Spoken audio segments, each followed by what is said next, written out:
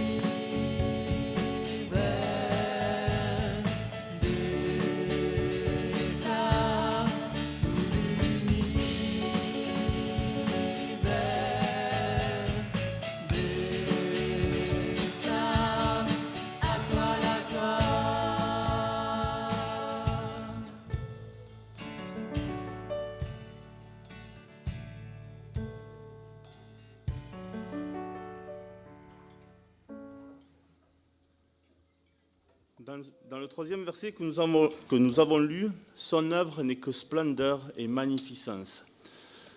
Il est mention de l'œuvre du grand amour de Dieu pour nous manifesté en Jésus-Christ, bien sûr sans oublier toutes les œuvres de notre Dieu. Et je vous invite pour continuer une lecture dans la première épître de Jean, au chapitre 4. Donc première épître de Jean, au chapitre 4, et nous lirons du verset 8 à 10. Celui qui n'aime pas n'a pas connu Dieu, car Dieu est amour.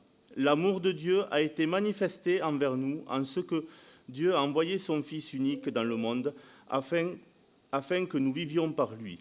Et cet amour consiste non point en ce que nous avons aimé Dieu, mais en ce qu'il nous a aimés, a envoyé son Fils comme victime expiatoire pour nos péchés. L'œuvre parfaite de Dieu accomplie en Jésus-Christ pour que nous soyons réconciliés avec Dieu.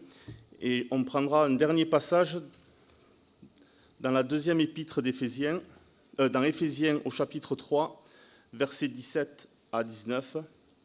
En sorte que Dieu habite dans vos cœurs par la foi, étant enraciné et fondé dans l'amour, que vous puissiez comprendre avec tous les saints quelle est la largeur, la longueur, la profondeur et la hauteur, et connaître l'amour de Christ qui surpasse toute connaissance, en sorte que vous soyez remplis jusqu'à toute la plénitude de Dieu. Paul présente ici le grand amour de Dieu. Il nous parle des 4 dimensions. Et cet amour est tellement vaste, immense, qu'il surpasse, comme nous le dit Paul, qui surpasse toute connaissance. Et il y a une citation que j'aime beaucoup qui dit « La plus belle déclaration d'amour a été faite sur la croix ». Et je vous invite à chanter ces 2 cantiques, l'amour de Dieu qui commence par l'amour de Dieu, plus profond que la mer et plus grand que l'univers. Et le deuxième chant, au-dessus de tout, et la fin du refrain dit « Tu m'as sauvé, tu m'as aimé par-dessus tout ». Et je vous invite à chanter ces 2 cantiques.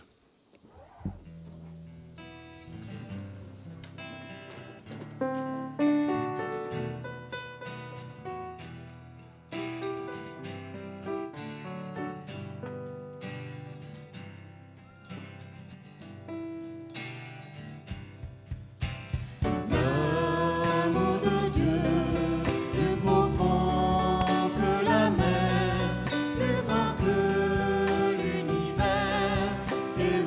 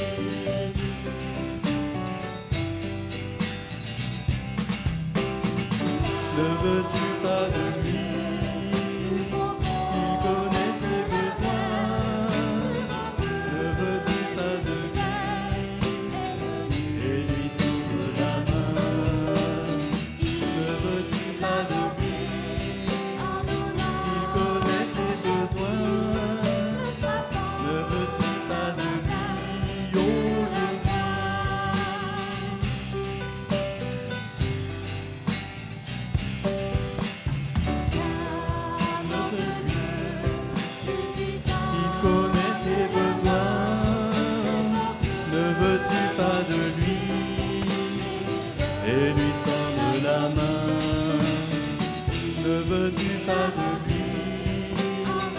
Il connaît tes besoins. Ne veux-tu pas de lui aujourd'hui?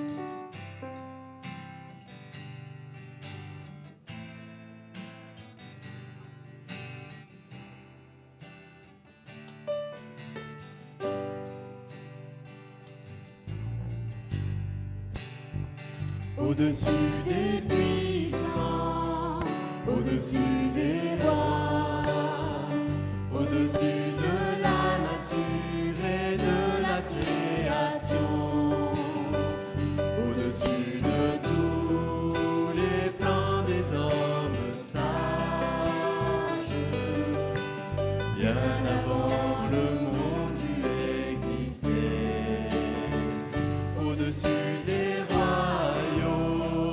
au-dessus des trônes, au-dessus des merveilles que ce monde a connues, par-dessus tous les trésors de la terre, rien ne peut mesurer ta valeur. Crucifié, seul abandonné, tu as souffert, méprisé, rejeté, tel une rose foulée par nos pieds. Tu m'as sauvé, tu m'as aimé, par-dessus tout.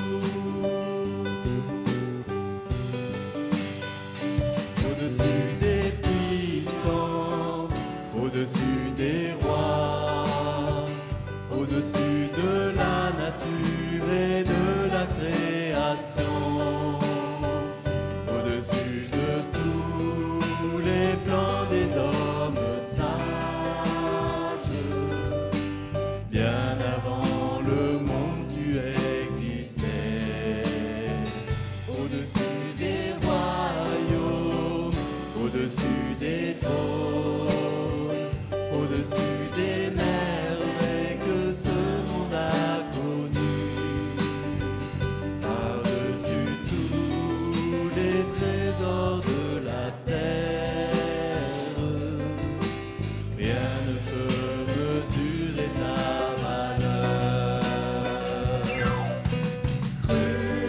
Crucifié, seul abandonné, tu as souffert, méprisé, rejeté, tel une rose foulée par nos pieds. Tu m'as sauvé, tu m'as aimé,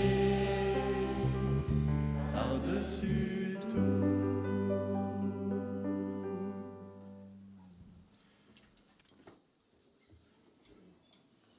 Je vous invite maintenant à avoir un moment de prière, que chacun se sente libre, et des prières de reconnaissance, prières courtes. Et je terminerai, Seigneur, d'être appelés tes enfants. Seigneur, c'est une grâce de pouvoir se retrouver tous ensemble pour te louer, Seigneur, pour te remercier pour tout ce que tu fais dans nos vies, Seigneur. Seigneur, merci pour cet amour immense. Cet amour, vraiment, Seigneur, tu as donné ta vie pour nous, Seigneur, pour nous racheter à un grand prix. Seigneur, merci pour tout ce que tu fais pour nous, pour chacun d'entre nous, dans le beau nom de Jésus. Amen.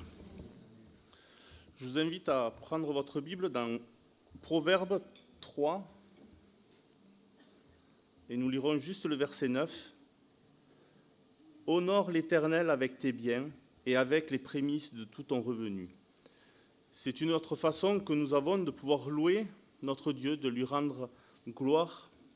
Ce verset nous dit « Honore l'Éternel avec tes biens ».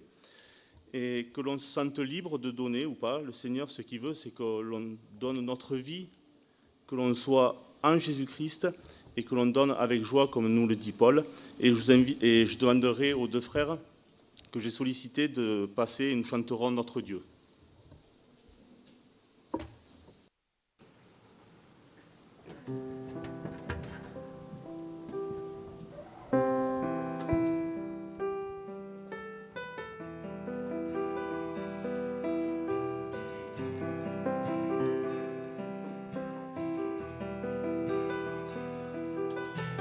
Qui a mesuré les océans, qui a compté les jours de demain, rois et nations tremblent à sa voix, la création l'exalte avec joie.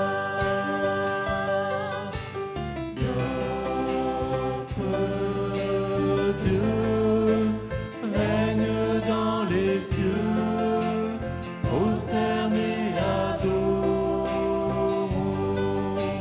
notre roi, nul n'est son égal, prosterné adorons-le.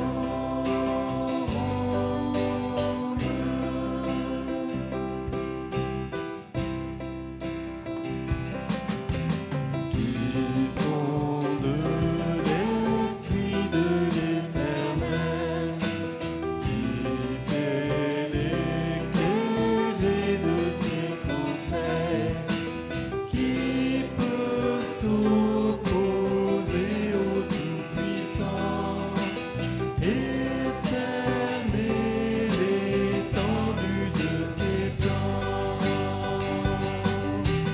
Notre Dieu règne dans les cieux, prosterné adorons notre roi, nul n'est son égal, prosterné adorons-le.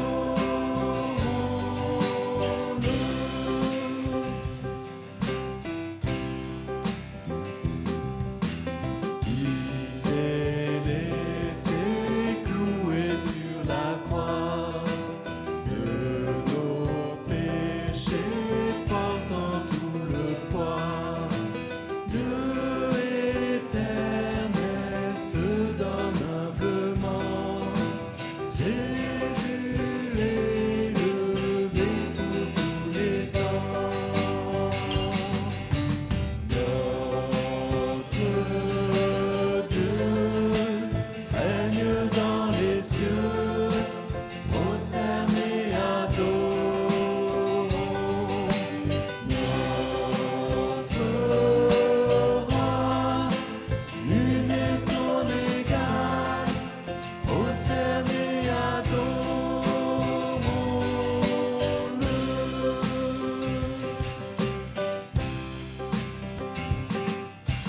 Tu règnes à tout jamais.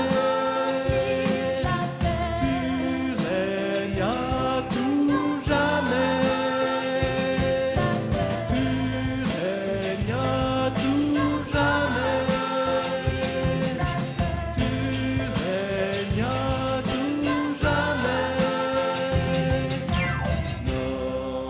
Notre Dieu règne dans les cieux, prosterné adorons notre roi, nul n'est son égal, prosterné adorons-le.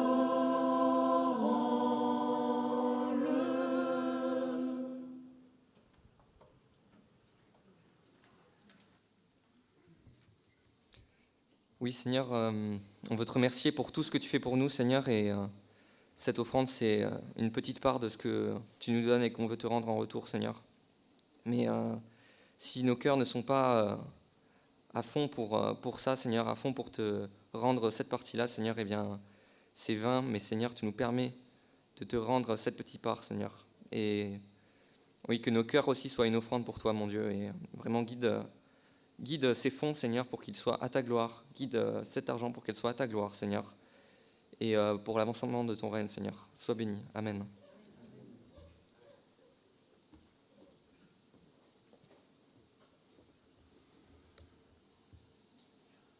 Voilà, nous arrivons au moment de la Sainte Seine. La première scène a été le dernier repas pris par le Seigneur. Et je vous invite à prendre votre Bible dans l'Évangile de Luc. Et nous lirons au chapitre 22. Et nous lirons du verset 14 à 22. L'heure étant venue, il se mit à table et les apôtres avec lui. Il leur dit : « J'ai désiré vivement manger cette Pâque avec vous avant de souffrir. Car je vous le dis, je ne la mangerai plus jusqu'à ce qu'elle soit accomplie dans le royaume de Dieu. » Et, ayant pris une coupe et rendu grâce, il dit : « Prenez cette coupe et distribuez-la entre vous. Car je vous le dis, je ne boirai plus désormais du fruit de la vigne jusqu'à ce que le royaume de Dieu soit venu. » Ensuite, il prit du pain et après avoir rendu grâce, il le rompit et le leur donna en disant : « Ceci est mon corps qui est donné pour vous, faites ceci en mémoire de moi. » Il prit de même la coupe après le souper et la leur donna en disant : « Cette coupe est la nouvelle alliance en mon sang qui est répandue pour vous. » C'est le dernier repas du Seigneur avant qu'il soit livré. Et le Seigneur a institué la scène pour qu'on se souvienne de ce que Jésus a accompli sur la croix. Et dans ce verset, on retrouve Jésus dit : « Faites ceci en mémoire de moi. » C'est pour qu'on se souvienne, en prenant ces symboles, tout ce que le Seigneur a accompli. Et ces symboles que nous allons partager sont réservés à tous ceux qui ont accepté Jésus-Christ dans leur vie, qui en ont également témoigné par les eaux du baptême. Paul, dans l'Épître aux Corinthiens, nous rappelle aussi de nous examiner, de ne pas prendre ces symboles avec légèreté, que l'on puisse vraiment s'examiner. Et je demanderai aux 3 frères de venir pour m'aider à distribuer. Et pour faciliter la distribution, je demanderai aux personnes qui souhaitent participer de se lever, et puis nous nous attendrons pour prendre la Sainte Seine.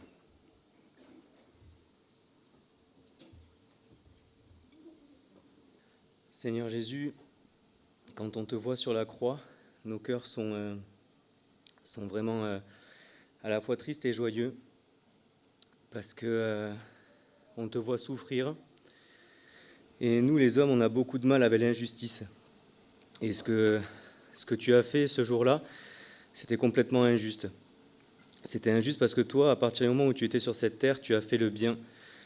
Tu as aimé profondément chaque personne que tu as rencontrée. Tu as guéri les malades. Tout ton chemin était parfait.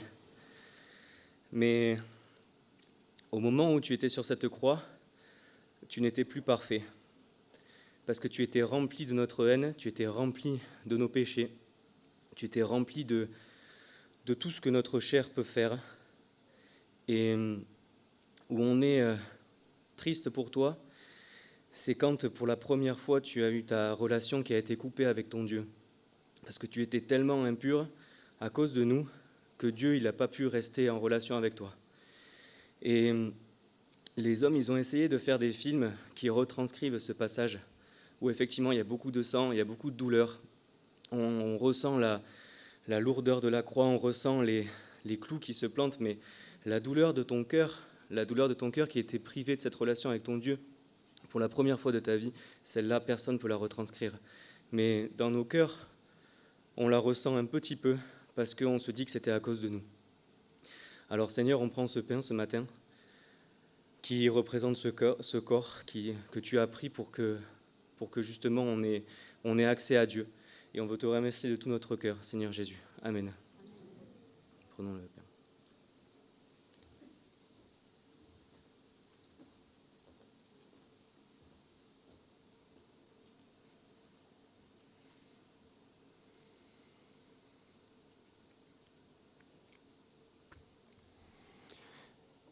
Seigneur, oui, on est ici ce matin aussi pour se souvenir de de ton sacrifice, mais par ton sang, tu nous laves aussi, et tu nous libères, tu nous sauves, tu nous as libérés, tu nous libères jour après jour aussi de nos fardeaux, de nos péchés. Lorsqu'on vient à toi, tu pardonnes et tu nous apprends à pardonner aussi. Seigneur, merci parce que c'est une bonne nouvelle. Merci parce que tu sauves et merci parce que tu nous as libérés. On veut se rassembler autour de ces éléments, autour de ce vin aussi, pour se rappeler de ton sacrifice et de cette bonne nouvelle. Amen. Amen. Nous prenons le vin.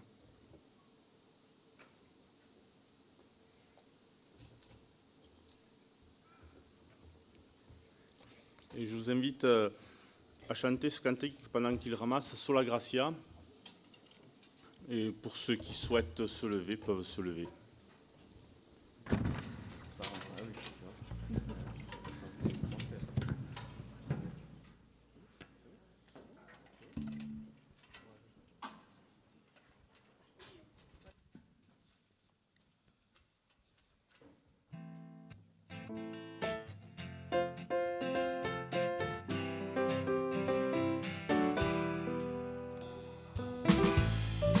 Amour parfait, tu t'es donné à la croix pour tout effacer de mes péchés.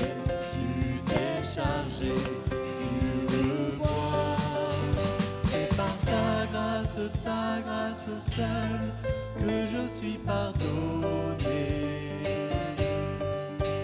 C'est par ta grâce seule que tu m'as racheté. Oh, oh, merci pour la croix, ton amour pour moi. Oh, ta grâce ne faillit pas.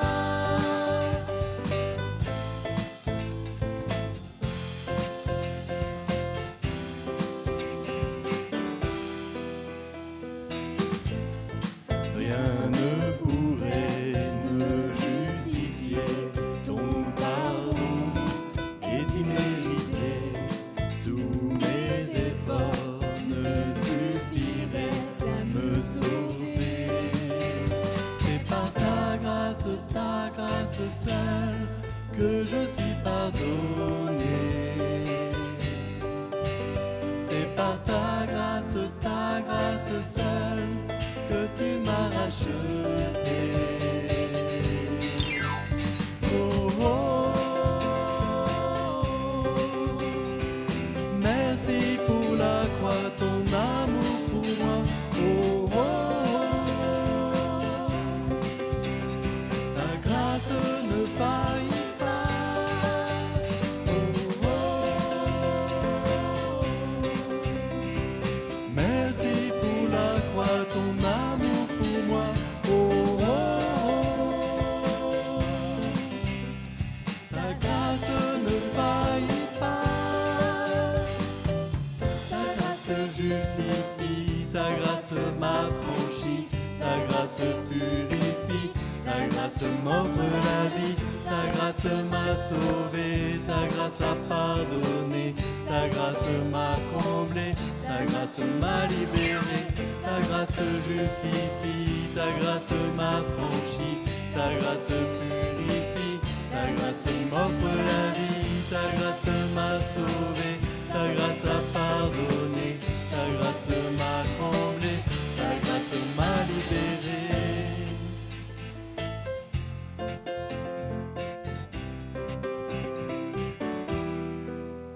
C'est par ta grâce seule que je suis pardonné.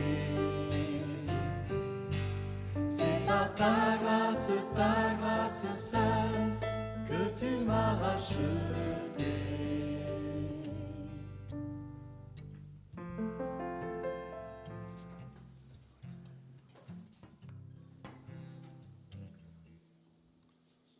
Voilà, j'appellerai, c'est la rentrée pour l'école du dimanche, et j'appellerai tous les enfants à venir devant avec les moniteurs, comme ça on va prier pour eux.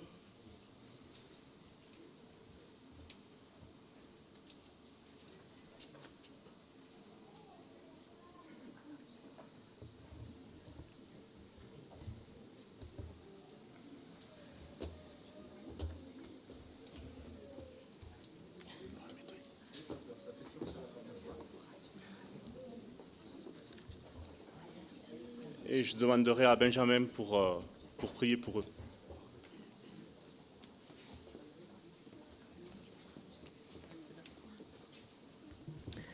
Alors on va prier tous ensemble. Seigneur notre Dieu, on veut se présenter devant toi ce matin, te remercier pour ces moments qu'on passe ensemble.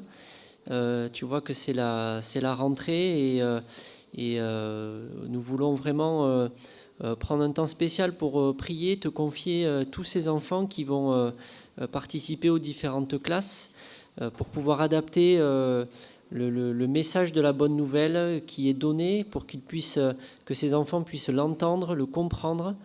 Et tu vois combien la bonne nouvelle est un message qui est simple. Tu nous dis dans ta parole que tout le monde peut le comprendre. Et nous sommes bien souvent émerveillés de voir comment nos enfants saisissent les vérités de ta parole, les plus simples et aussi les plus profondes, Seigneur. Et nous voulons vraiment te prier pour cette rentrée, pour que ces enfants puissent avoir un cœur qui soit à l'écoute, qui soit intéressé par ta parole.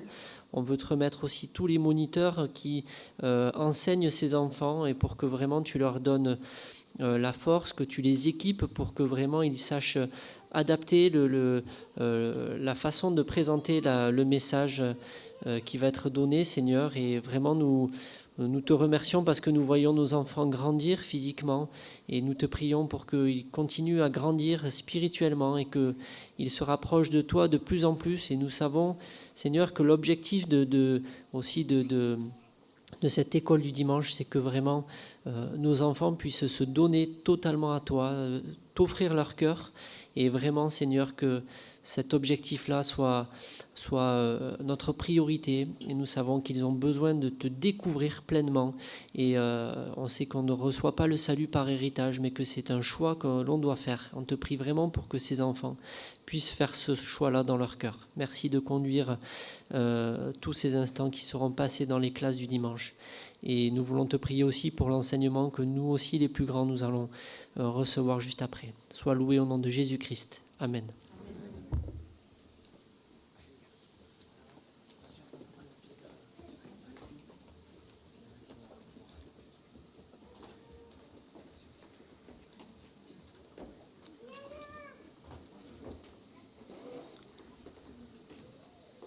Et je vous invite à lire un dernier verset dans la deuxième épître de Timothée, au chapitre 3, et nous lirons le verset 16 et 17. « Toute écriture est inspirée de Dieu et utile pour enseigner, pour convaincre, pour corriger et pour instruire dans la justice, afin que l'homme de Dieu soit accompli et propre à toutes bonnes œuvres. » Et je vais laisser la place à Josias pour le message.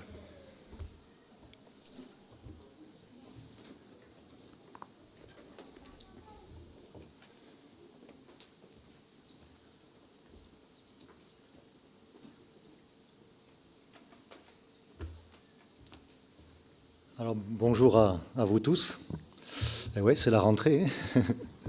J'ai toujours l'impression que les vacances, là, la Terre doit tourner plus vite que pendant le reste de l'année. Je ne sais pas si vous ressentez ça aussi, mais voilà, avec 2 petits mois de vacances, ça passe comme une fusée. Et cette semaine, ça y est, les enfants ont repris le chemin de l'école. Alors c'est bien, mais le problème c'est que si les enfants sont à l'école, ça oblige aussi les profs à y être. Donc ça c'est un peu moins bien. Et je pense que vous avez tous repris le travail. Et quelque chose aussi qui m'impressionne quand on rentre de vacances, c'est les courses, le supermarché. Je suis toujours impressionné par la taille du chariot. Il est plein jusqu'à ras-bord, comme il n'y a rien dans les placards. Et je me posais la question, si on devait faire une comparaison pour l'Église, est-ce que l'Église, on peut la comparer à un supermarché ou à une entreprise? Alors vous allez vous dire, quelle drôle de comparaison. Peut-être que quelqu'un me dira, de toute façon, moi je préfère faire un drive. Vous aurez raison. Et peut-être que quelqu'un dira aussi, moi je préfère regarder le culte en vidéo. Et là, vous n'aurez pas forcément raison, sauf s'il y a des difficultés particulières qui vous empêchent de venir goûter à la communion fraternelle. Mais pourquoi je vous pose cette question? Parce que le supermarché, on se sert. À la limite, on râle un petit peu parce qu'il y a certains rayons qui sont vides. Alors qu'une entreprise, on va et puis on apporte. Et peut-être qu'on pourrait répondre à la question en disant, eh bien, voilà, ce n'est pas une bonne comparaison, mais si on devait vraiment être obligé de comparer, on pourrait dire que l'Église, c'est un petit peu des deux. Parce qu'on vient et on reçoit, mais aussi on est là pour apporter. Et la question que l'on peut se poser, c'est quelle conception avons-nous de l'œuvre de Dieu et de l'Église? Et c'est important de se la poser surtout avec ce début d'activité, les ministères qui reprennent, les enfants qui sont montés. Hier, c'était les jeunes qui reprenaient. La semaine prochaine, ce seront les ados, les dames, etc. Quelle conception avons-nous de l'œuvre de Dieu? Si je vous posais la question ici, qui c'est qui aime Dieu? Je pense que vous lèverez tous la main. Oui. Maintenant, si je vous pose la question, mais comment vous le démontrez? Ludovic nous a lu dans la première épître de Jean ce chapitre qui parle de l'amour de Dieu. Et juste un petit peu avant, il y a cette parole qui dit que celui qui dit qu'il aime Dieu, mais qui n'aime pas son frère est un menteur. Parce que si tu n'aimes pas ton frère que tu vois, comment peux-tu aimer Dieu que tu ne vois pas? Donc déjà, on a une première réponse. Si nous aimons Dieu, forcément, nous aimons nos frères et sœurs. Même si, et je parle pour moi, des fois, ils ne sont pas aimables. Mais comment allons-nous démontrer notre amour pour nos frères et sœurs? Eh bien, notre amour pour Dieu, on le démontre en le servant, en étant à son service. Et nos frères et sœurs, on veut aussi être à leur service. Et combien c'est important aussi de penser à cela. Jésus a dit, je bâtirai mon Église. Mais Paul va dire également que nous sommes ouvriers avec Dieu. Et j'aime beaucoup ce verset parce qu'il ne nous dit pas que nous sommes ouvriers de Dieu, mais nous sommes ouvriers avec Dieu. Et un petit peu plus loin, il est dit que nous sommes ouvriers pour la vérité. Et c'est quelque chose qui doit être tout naturel pour les uns et les autres, eh bien, de se sentir concerné, parce que c'est tellement confortable de se dire, voilà, il y a deux catégories de chrétiens. Ça fait 1 an environ qu'on a eu une réunion. J'avais trouvé ces moments extraordinaires quand donc Benjamin nous avait partagé son désir de laisser son travail séculier pour être à plein temps dans l'œuvre de Dieu. Et on avait eu une réunion extraordinaire et beaucoup avaient été touchés par cet engagement. Mais ça serait trop facile de se dire, il y en a certains qui sont là pour faire tourner la boutique et puis les autres pour en profiter. Ce n'est pas du tout la volonté de Dieu. Ce n'est pas du tout ce que nous trouvons dans la parole de Dieu. Pas du tout. Et nous sommes invités à être ouvriers avec Dieu, à être ses collaborateurs, dans le sens du terme, c'est-à-dire travailler avec lui. Et j'ai lu il y a quelque temps un livre. Alors je voulais vous en faire la publicité parce que je pensais qu'il était dans la bibliothèque, mais il ne l'est pas. C'est un livre de Maurice Decker qui s'appelle Esdras et Néhémie reconstruisent. Et je voulais vous faire la publicité et puis je vais vous faire une petite synthèse de ce livre parce qu'en fait ces 2 livres, donc Esdras et Néhémie, nous décrivent comment le peuple d'Israël est redevenu un peuple de bâtisseurs. Et nous allons prendre ces textes, mais avant, je vais juste vous faire un petit résumé du contexte vraiment général. On se rappelle donc qu'Israël était en esclavage en Égypte et a été délivré de façon tout à fait miraculeuse. Ensuite, à cause de l'incrédulité, le peuple n'est pas rentré directement dans le pays promis, mais il a erré pendant une 40aine d'années dans le désert. Et lorsqu'il est rentré, il a pris possession du pays promis. L'Éternel lui a dit, si tu imites les pratiques des peuples que j'ai chassés devant toi, alors je permettrai à des nations de venir et de te déporter. Et le peuple choisit de désobéir, et donc ce qui se passe, c'est que le peuple est déporté. Et d'abord, ça va être le royaume du Nord, donc Israël, qui va être déporté par les Assyriens. Et ensuite, ça sera Juda et Benjamin qui seront déportés. Et les 2 livres, Néhémie, Esdras et Néhémie, racontent donc comment le peuple revient dans le pays promis et comment il redevient donc un peuple de bâtisseurs. Et on va lire juste quelques versets. On va commencer par Esdras au chapitre 1 et les versets 1 à 3. nous sommes un petit peu plus de 5 siècles avant Jésus-Christ. Et donc, le peuple est donc en déportation. Et on voit ceci, la première année de Cyrus, roi de Perse, afin que s'accomplisse la parole de l'Éternel prononcée par la bouche de Jérémie. L'Éternel réveilla l'esprit de Cyrus, roi de Perse. Donc les Perses, c'est ceux qui avaient déporté le peuple.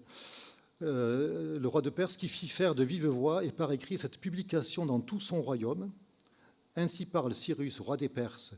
L'Éternel, le Dieu des cieux, m'a donné tous les royaumes de la terre, et il m'a commandé de lui bâtir une maison à Jérusalem, en Juda.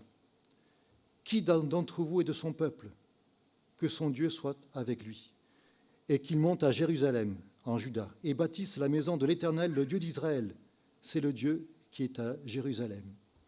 Et puis, un petit peu plus tard, donc là, il s'agit de la reconstruction du temple, et un petit peu plus tard, avec Néhémie, nous trouvons la reconstruction des murailles. Et on lit au chapitre 2, les versets 17 et 18, donc Néhémie aussi était déporté, et puis il a été envoyé par le roi à Jérusalem, et il est allé faire le tour des murailles pour voir un petit peu l'état dans lequel elles étaient. Et elles étaient dans un état de délabrement extraordinaire. Et il va réunir les principaux du peuple qui est resté à Jérusalem, et puis il va leur parler ainsi. Je leur dis alors, vous voyez le malheureux état où nous sommes. Jérusalem est détruite, ses portes sont consumées par le feu. Venez, rebâtissons la muraille de Jérusalem, et nous ne serons plus dans l'opprobre. Et je leur racontai comment la bonne main de mon Dieu avait été sur moi, et quelle parole le roi m'avait adressée. Ils dirent, levons-nous et bâtissons, et ils se fortifièrent dans cette bonne résolution. Pour ceux qui sont ici depuis longtemps, ce verset il a été longtemps affiché dans la salle de derrière. Levons-nous et bâtissons, et ils se fortifièrent dans cette bonne résolution. Voilà donc 2 livres qui nous montrent comment le peuple redevient un peuple de bâtisseurs. Mais il y a une chose que l'on constate, c'est que l'ennemi ne reste pas inactif. Et il va tout faire pour arrêter l'œuvre de Dieu. Et vous voyez, si vous voulez ne pas être embêté, surtout, ne vous engagez pas pour l'œuvre de Dieu. Mais sachez une chose, c'est que si, oui, vous voulez, parce que vous êtes touché, parce que vous savez que c'est votre place, si vous voulez vous aussi participer à cette construction, l'ennemi fera tout pour vous décourager. Il n'arrêtera pas, il fera tout pour vous décourager. Mais ce qu'il y a de tellement réjouissant quand on lit ces textes, c'est de voir que la victoire est au bout. Parce que nous sommes du côté de celui qui a remporté cette victoire d'une façon éclatante. Et on voit quand même la stratégie de l'ennemi. Et je voudrais juste voir avec vous 4 stratégies différentes, va-t-on dire, que l'ennemi va employer pour contrer les bâtisseurs. Alors j'avais fait des petites diapositives, je l'avais signalé aux techniciens, mais j'ai oublié de leur envoyer, donc désolé. Donc je vais essayer d'être le moins brouillon possible. Simplement 4 stratégies. La première stratégie qui va se mettre en place, que nous trouvons, c'est un mélange de commandements, de volonté divine et de pensée humaine. On prend, oui, ce que Dieu nous demande, et puis on essaie d'y mettre quelque chose en plus. Et on le voit notamment dans Esdras, au chapitre 4, les versets 1 et 2. Donc là, c'est la construction du temple, les fondements ont été posés. Les fondations sont là. Et les ennemis de Juda et de Benjamin apprirent que les fils de la captivité bâtissaient un temple à l'Éternel, le Dieu d'Israël. Ils vinrent auprès de Zorobabel. Zorobabel, c'était, le terme m'échappe, mais celui qui était à la tête le gouverneur, merci, de Jérusalem. Voilà, Zorobabel. Ils vinrent auprès de Zorobabel et des chefs de famille et leur dirent, « Nous bâtirons avec vous, car comme vous, nous invoquons votre Dieu, et nous lui offrons des sacrifices depuis le temps d'Ésar-Haddon, roi d'Assyrie, qui nous a fait monter ici. » Donc voilà, les fondations sont posées, l'ennemi est déjà à l'œuvre. Alors nous, on sait, grâce au verset 1, que ce sont des ennemis. Ils ne sont pas arrivés auprès de Zorobabel en disant « Bonjour, nous sommes vos ennemis, on veut arrêter l'œuvre de Dieu, donc on se joint à vous. » Non, forcément, ils sont arrivés tout mielleux avec un langage qui ressemblait à celui des bâtisseurs. Voilà. Ils disent Amen, c'est comme nous, c'est bien. Voilà, non, ils avaient un langage, on va dire, évangélique. Mais c'était des ennemis. Et ce qu'il y a de bien, c'est qu'ils vont donner des précisions qui nous permettent de savoir qui ils étaient. Et on le voit ça dans 2 Rois au chapitre 17. Lorsque donc le peuple a été déporté, forcément beaucoup sont partis, certains quand même ont été autorisés à rester dans le pays, beaucoup sont partis, la place était vide, et donc le roi qui était donc le roi d'Assyrie, a fait venir des personnes d'un petit peu partout pour occuper Jérusalem et pour vivre à Jérusalem. Et voilà ce qui s'est passé lorsque ces personnes sont arrivées. Le roi d'Assyrie donc fit venir des gens de Babylone et des alentours et les établit dans les villes de Samarie à la place des enfants d'Israël. Ils prirent possession de Samarie et ils habitèrent dans ces villes. Lorsqu'ils commencèrent à y habiter, ils ne craignaient pas l'Éternel. Et l'Éternel envoyait contre eux des lions qui les tuaient. Donc voilà, il y a beaucoup de difficultés. Donc qu'est-ce qu'il faut faire? Et le roi d'Assyrie a une idée, il va demander à un des déportés, un lévite, un sacrificateur, de retourner à Jérusalem pour enseigner à ces gens-là la manière d'adorer notre Dieu. Et c'est ce qui va se passer. Mais sauf que ces personnes-là, oui, vont adorer Dieu, mais sans pour autant rejeter leurs pratiques.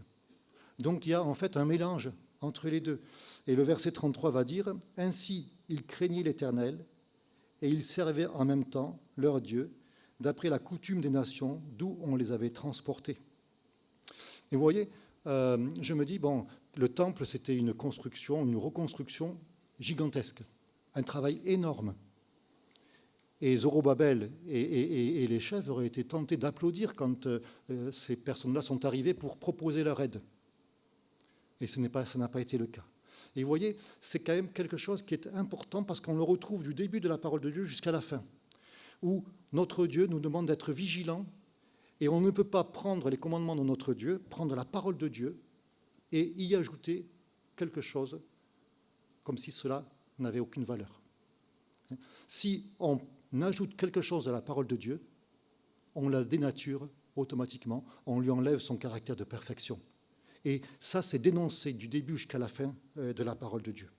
Et on pourrait aussi être tenté d'agir ainsi. Et c'est vrai que quand il y a des personnes qui viennent, qui veulent se joindre à nous, oui, c'est extraordinaire. Mais la base, c'est la parole de Dieu, et uniquement la parole de Dieu. Vous savez, dans le bâtiment, puisque là on parle de bâtiment, dans le bâtiment, il y a environ, allez, on va dire 25 ans, chez les marchands de matériaux, il y avait des panneaux qui avertissaient. Pourquoi? Parce qu'il y avait 2 marques d'échafaudage, en tout cas pour certains métiers, qui se disputaient le marché. Et une marque, la structure était moins chère que la deuxième. Par contre, les plateaux sur lesquels on travaille étaient plus chers. Donc certains, qu'est-ce qu'ils ont fait? Parce que ça s'adaptait. Ils ont acheté la structure dans une marque et les plateaux dans une autre. Simplement, les attaches n'étaient pas au bon endroit et il y a eu des accidents dramatiques. Et donc, il fallait, voilà, surtout pas de mélange. Et je me dis, c'est une image aussi pour nous, aujourd'hui. Le mélange n'est pas possible. Et nous avons la vérité. Mais si on met un petit peu de quelque chose à la vérité, Jésus va dire, un petit peu de levain fait lever toute la pâte. On ne peut pas ajouter à la perfection, ou sinon, automatiquement, on la dénature. Alors là, c'était des ennemis. C'était des ennemis et puis ils avaient des mauvaises intentions. Mais peut-être qu'on peut, sans avoir de mauvaises intentions, eh bien, je fais une petite parenthèse, peut-être avoir aussi une théologie qui ressemble à celle de ces personnes-là, qui étaient des syncrétistes, tout simplement, avec plusieurs mélanges. Et on peut le faire en toute bonne conscience. La parole de Dieu nous avertit. On ne peut pas la prendre et ajouter, on ne peut pas prendre la grâce, par exemple, et ajouter des bonnes œuvres, ou ajouter des choses, la promotion de l'éveil intérieur, de la conscience élargie, etc. Tout ce que vous voulez. Non, c'est uniquement la parole de Dieu. Lorsque Pilate interrogeait Jésus, il a dit quelque chose qui peut paraître vraiment très très sage aujourd'hui. Il a dit « Qu'est-ce que la vérité ?» Qu'est-ce que la vérité? Ça fait bien, si vous dites ça, ça fait bien. Qu'est-ce que la vérité? Et c'était à l'opposé des affirmations de Jésus. Et on connaît bien ce verset dans Jean 14, verset 6. Lorsqu'il va répondre à Thomas, il va lui dire « Je suis le chemin, la vérité et la vie. Nul ne vient au Père que par moi. Je suis le chemin, la vérité et la vie. » Pas un chemin parmi d'autres, mais le chemin, l'unique chemin. Pas une vérité où toutes les vérités seraient bonnes à prendre. Non, la vérité et la vie. Ça paraît vraiment quelque chose de, voilà, très, très, très, très, très strict, là. Mais pourtant, il n'y a que en Jésus-Christ que nous pouvons accéder au Père et avoir la vie éternelle. Et je referme la parenthèse, on revient aux bâtisseurs. Et dans Esdras, au chapitre 4, au verset 3, Zorobabel va faire cette réponse. Zorobabel, Josué, les autres chefs de famille d'Israël leur répondirent, « Ce n'est pas à vous et à nous de bâtir la maison de notre Dieu. Nous la bâtirons nous seuls à l'Éternel, le Dieu d'Israël, comme nous l'a ordonné Cyrus, roi de Perse. » Et c'est vraiment quelque chose qui est un exemple qui est important pour nous aujourd'hui. Donc voilà, la première stratégie, donc, mélange de commandements divins et de pensée humaine. La deuxième stratégie qu'ils vont mettre en place, c'est d'essayer d'engendrer un sentiment d'incapacité. Montrer, mais qu'est-ce que vous faites là? Vous n'êtes pas à la hauteur. Vous n'êtes pas à la hauteur. Regardez Esdras, chapitre 4 et verset 4. Alors les gens du pays découragèrent le peuple de Juda, ils l'intimidèrent pour l'empêcher de bâtir. Les gens du pays découragèrent le peuple. Il y a des traductions, peut-être que vous les avez, qui disent en affaiblissant les mains du peuple de Juda. Affaiblir les mains, intimider, engendrer un sentiment d'incapacité, essayer à tout prix de montrer, mais non, c'est pas pour toi ça, laisse les spécialistes faire, toi c'est pas possible, tu vas faire quelque chose qui n'est pas bon. Vous savez, l'ennemi va toujours essayer d'engendrer en nous un sentiment voilà, nous rendre sceptiques, nous permettre de nous faire douter par rapport aux affirmations de notre Dieu. Regardez un petit peu ce qui se passe dans Néhémie, au chapitre 4, versets 1 à 3. Il y a les railleries qui sont là. On se moque des bâtisseurs. Lorsque Sanballat apprit que nous rebâtissions la muraille, il fut en colère et très irrité. Il se moqua des Juifs et dit devant ses frères et devant les soldats de Samarie, « À quoi travaillent ces Juifs impuissants? Les laissera-t-on faire? Sacrifieront-ils? Vont-ils achever? Redonneront-ils vie à des pierres ensevelies sous des monceaux de poussière et consumées par le feu ?» Et Tobija l'ammonite, qui était à côté de lui, dit, « Mais qu'ils bâtissent seulement. Si un renard s'élance, il renversera leur muraille de pierre. » Voilà. La moquerie est là, pour essayer d'accabler les bâtisseurs, pour leur montrer que non, ils ne sont pas du tout à la hauteur, et ce qu'ils font, mais finalement, ça ne vaut rien du tout. Et dans Esdras, avec ses coups de boutoir, eh bien, nous apprenons que les travaux vont s'arrêter. Et pendant à peu près 15 ans, les travaux, le chantier va être à l'arrêt. Et ce qu'il y a de bien, c'est que dans la parole de Dieu, nous avons plusieurs éclairages qui nous montrent une scène, et ces éclairages nous permettent d'avoir un enseignement qui, pour nous aujourd'hui, est tellement précieux parce qu'il nous encourage. Et peut-être que vous êtes dans cette situation-là où vous vous dites « Mais non, mais c'est pas pour moi.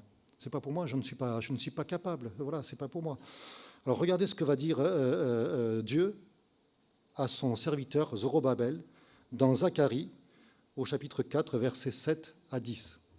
Alors, entre parenthèses, vous savez ce que ça veut dire, Zacharie? Alors, Cafou et Boris le savent. Hein. Ça veut dire « l'Éternel se souvient ». Alors, si vous passez par des moments de découragement et que vous pensez que oui, Dieu vous a oublié, pensez à Zacharie. L'Éternel se souvient. Et il va se souvenir de Zorobabel, qui est découragé, et voilà ce qu'il va lui dire.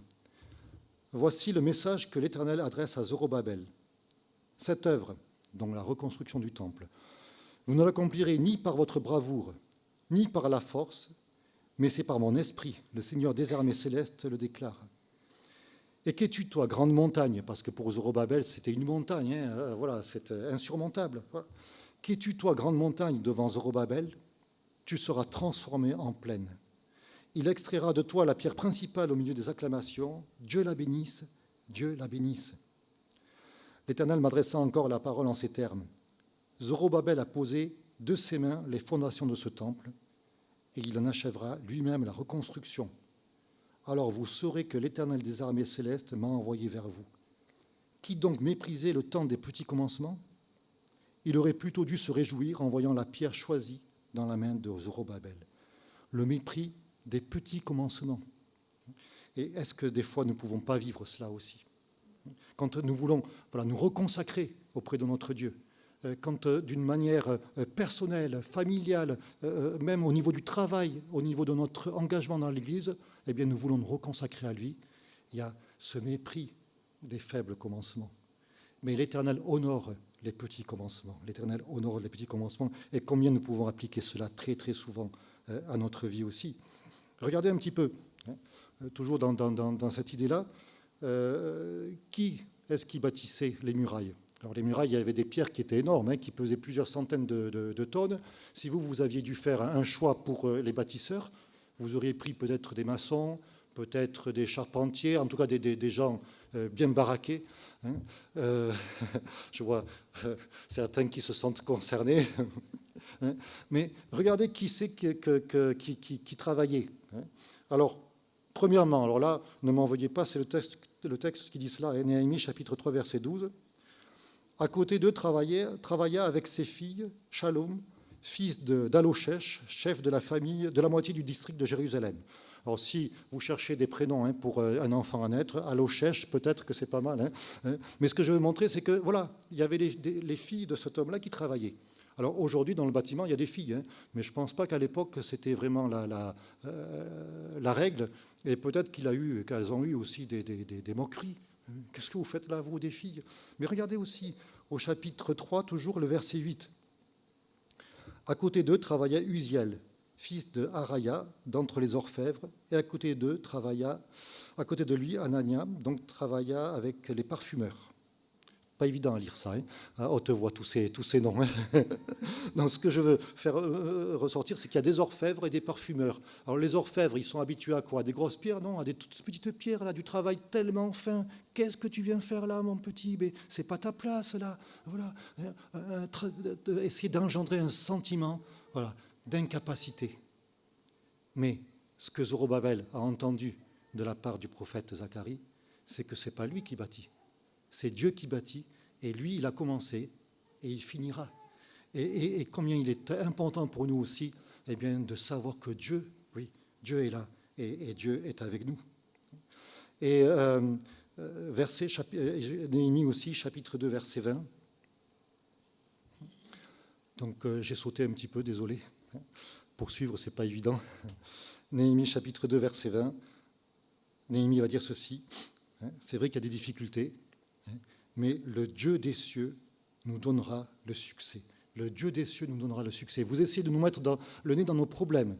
Nous sommes tout à fait conscients des difficultés, mais nous sommes encore plus conscients d'une chose, c'est que le Dieu des cieux nous donnera le succès.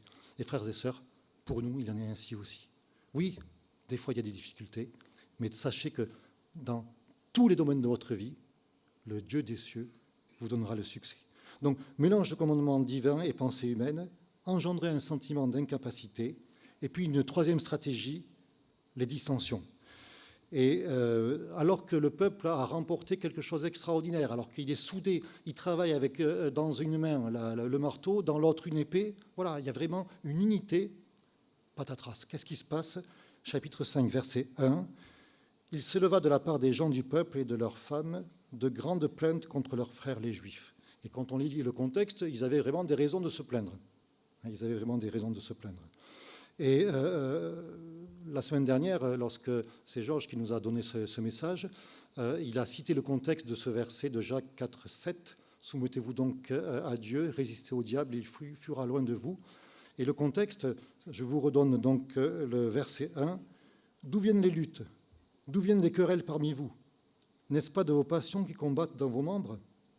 Et puis il va dire un petit peu plus haut, Jacques va dire ceci, « Dieu résiste aux orgueilleux, mais il fait grâce aux humbles. » Et ça, on peut le mettre en parallèle avec le chapitre 2 de Philippiens, qui va dire ceci, regardez les autres comme étant au-dessus de vous-même, ayez en vous les sentiments qui étaient en Jésus-Christ, qui lui existait en forme de Dieu, mais qui n'a pas regardé cette égalité comme une proie arrachée, il s'est dépouillé lui-même, se rendant obéissant jusqu'à la mort, et il a paru comme un vrai homme.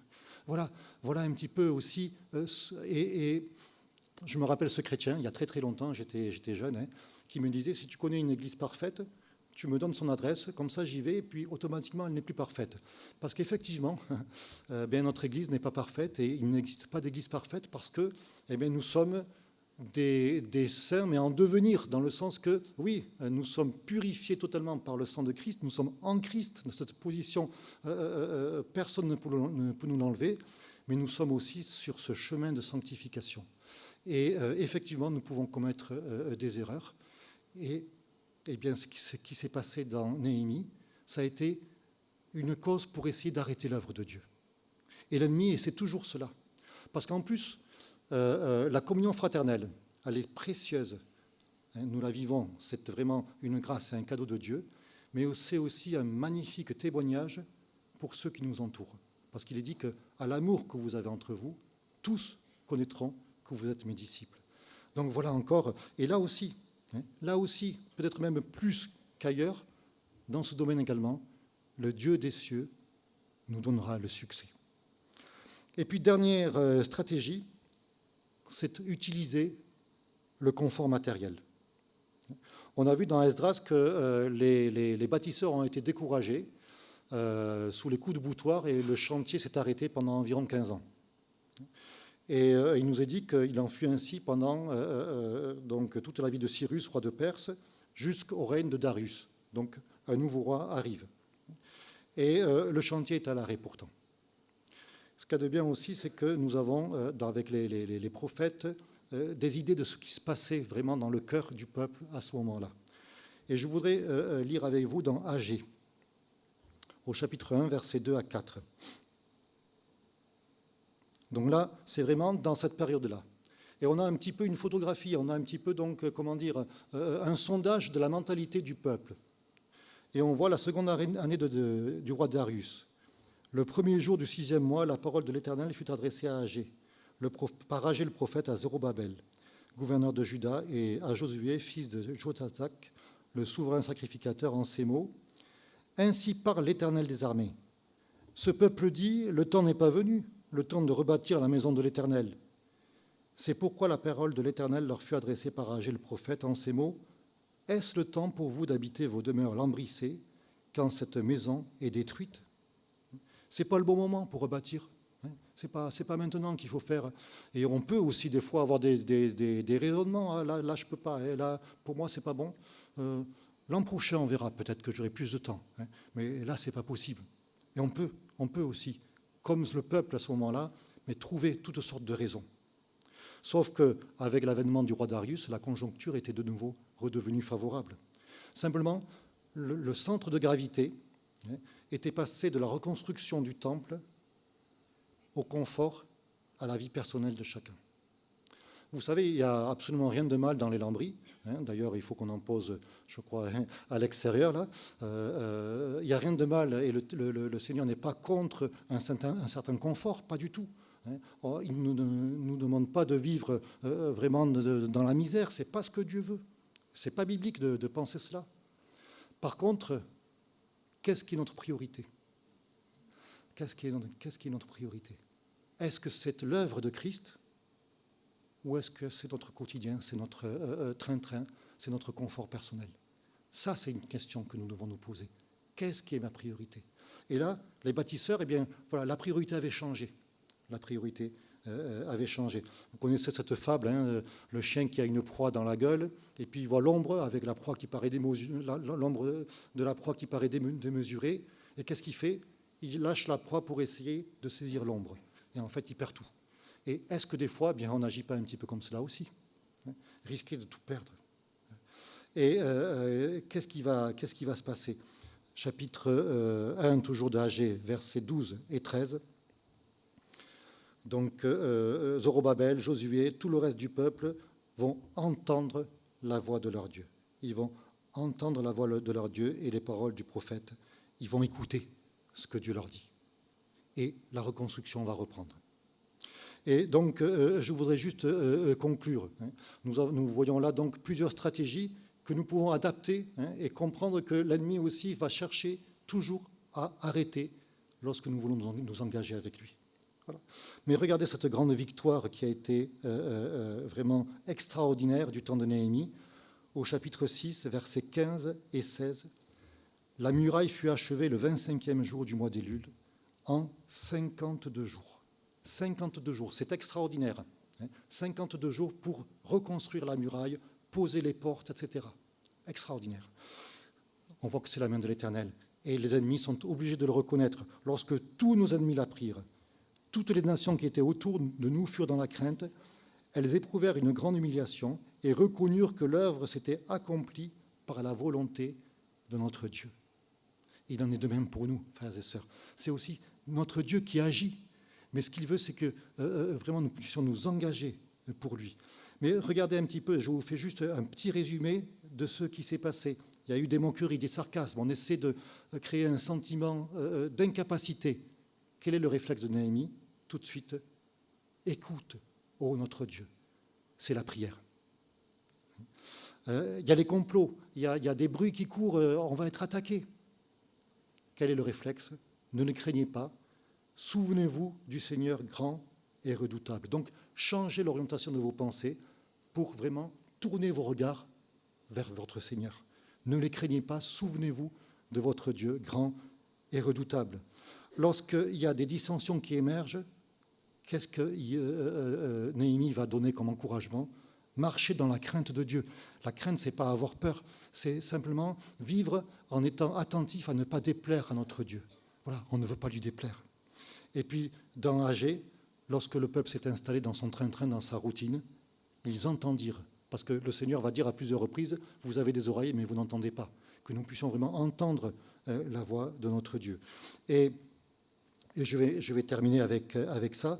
Dans ce livre dont je vous parlais, de Maurice Decker, il va donner une illustration qui m'a bien plu, et je voudrais aussi vous la rendre ce matin, en se basant sur les versets 7 et 8 du chapitre 4 de Néhémie.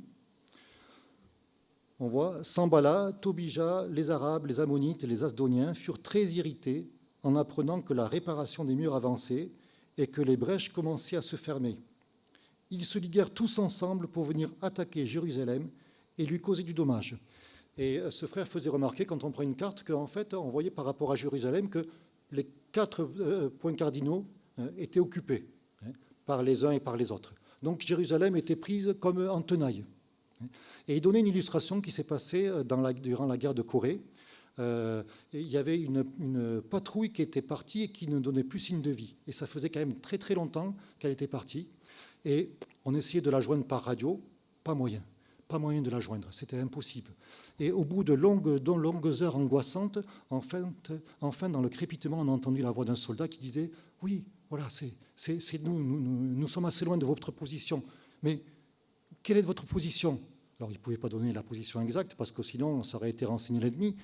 Mais qu'est-ce que le soldat a répondu? Il a dit « L'ennemi est au nord, l'ennemi est au sud, l'ennemi est à l'est, l'ennemi est à l'ouest. » En fait, ils étaient totalement encerclés. Et puis un petit moment de silence, et puis il a dit ceci, l'ennemi ne peut plus nous échapper maintenant. Et vous voyez, pour nous, il en est ainsi, parce que la victoire est totale. Notre Seigneur a remporté une victoire totale, et l'ennemi essaie effectivement de nous faire croire qu'il peut encore faire quelque chose. Mais nous sommes du côté de celui qui est plus que vainqueur. Et je voudrais terminer avec ce passage de Colossiens, au chapitre 2, versets 13 à 15, qui nous parle de cette victoire totale, de ce que, en Christ, nous sommes plus que vainqueurs. Paul va dire, « Vous étiez morts à cause de vos fautes, parce que vous étiez des incirconcis, des païens. Dieu vous a donné la vie avec le Christ. Il nous a pardonné toutes nos fautes, car il a annulé l'acte qui établissait nos manquements à l'égard des commandements. Oui, il a effacé, le clouant sur la croix. Là, il a désarmé toute autorité, tout pouvoir, les donnant publiquement en spectacle quand il les a traînés dans son cortège triomphal après sa victoire à la croix. » Et l'idée, c'est un petit peu comme les chefs de guerre qui revenaient, et derrière eux, il y avait les prisonniers qui étaient vaincus. Voilà, le Christ a remporté une victoire totale, et nous sommes, nous aussi, au bénéfice de cette victoire. Et l'ennemi peut dire tout ce qu'il veut. Nous sommes dans les mains, dans les bras de celui qui a tout accompli pour que notre victoire soit complète. Et c'est vraiment quelque chose que nous devons réaliser toujours davantage. Et nous avons besoin, jour après jour, c'est une discipline en fait, de nous rappeler ceci, de nous souvenir que nous avons un Dieu grand et redoutable, et que c'est lui qui combat pour nous. Souvenez-vous du Seigneur grand et redoutable. Et je vous propose pour terminer un chant qui dit ceci. Alors pendant que les musiciens se préparent, je vous lis quelques couplets. L'heure est arrivée, le moment de vérité a sonné, l'avènement de sa lumière, l'ombre est désarmée, l'ennemi est terrassé à la croix, l'ennemi est terrassé. Et le jour de la victoire est arrivé. Il est Seigneur, il est vainqueur. Par la force de son nom, il a scellé le pardon de sa vie, de sa paix, d'un testament d'éternité. Et le deuxième couplet va dire « Revêtus de joie, à l'écoute de sa voix, avançons vers le combat dans sa puissance. » On peut, pas par notre force, mais dans sa puissance. Unis par son sang et portés par notre chant. Alors là, bien sûr, il faut l'expliquer parce que ce n'est pas notre chant qui a un quelconque pouvoir, évidemment, mais c'est simplement qu'on veut se confier totalement dans la victoire qui nous a été acquise à la croix du Calvaire. Si vous le voulez, on peut se lever pour ce dernier chant.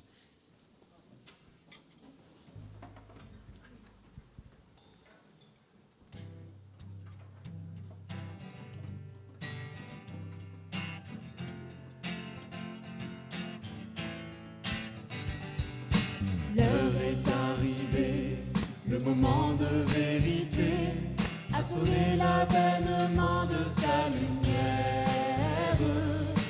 L'ombre est désarmée, l'ennemi est terrassé, et le jour de la victoire est arrivé. Il est Seigneur, il est vainqueur. Par la force de son nom, il a scellé le pardon de sa vie, de sa paix et d'un testament d'éternité.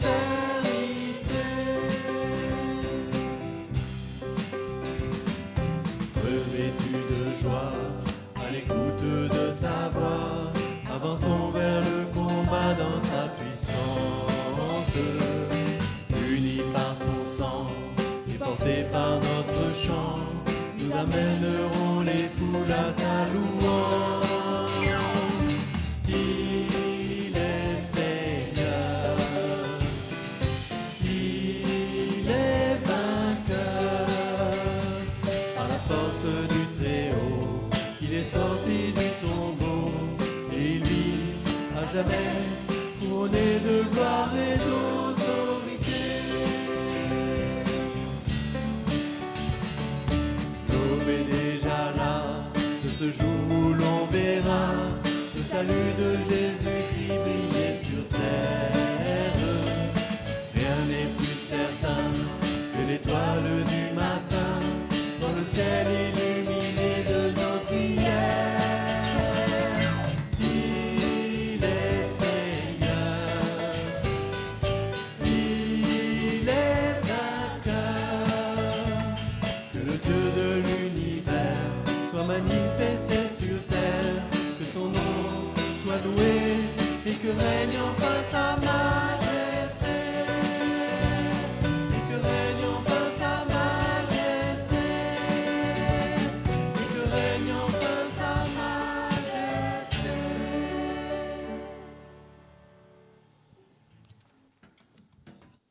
Alors, vous pouvez prendre place et on va saluer nos amis qui nous ont suivis sur Internet. Et puis, je voudrais toujours rappeler que vous pouvez, si vous voulez nous contacter, vous avez en bas de la vidéo le lien pour notre site sur lequel vous avez donc nos coordonnées. Et surtout, n'hésitez pas. Voilà, donc bonjour à chacune et à chacun.